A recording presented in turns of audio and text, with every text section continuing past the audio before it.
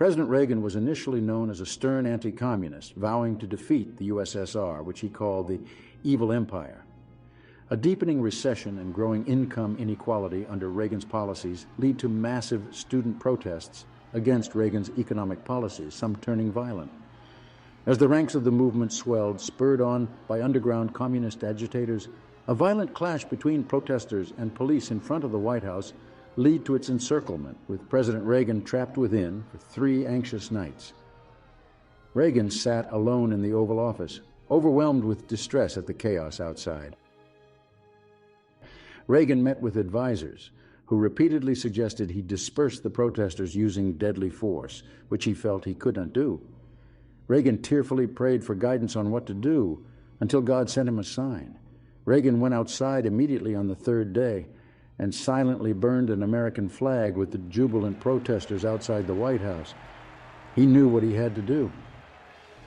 Reagan went back inside and, mustering all his courage, signed a treaty that formally ceded total control of the United States to the Union of Soviet Socialist Republics, as in the vision God had shown him. Reagan later said of this historic moment, "I have no regrets. It was unequivocally the right thing to do. God showed me the way." The moment the Soviet flag is being raised over the White House as Reagan prepares to vacate office, a huge weight lifted from his shoulders. News headlines around the world announced the shocking surrender of the United States as Reagan shook hands with Soviet leaders and the anthem of the USSR played on every television station in America in unison. Reagan's supporters giving him a fond farewell before departing the United States forever.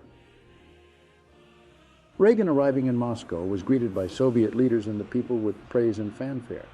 He promised to work wholeheartedly towards peace through the defeat of global capitalism. It was later uncovered that the Soviets had assisted the youth movement in the United States. Many have also suggested that the real reason Reagan finally surrendered was that he found out Nancy had fallen in love and was leaving him for Gorbachev. In the end, Reagan was made a general and given an estate by the Black Sea, where he lived out his retirement as one of history's great heroes.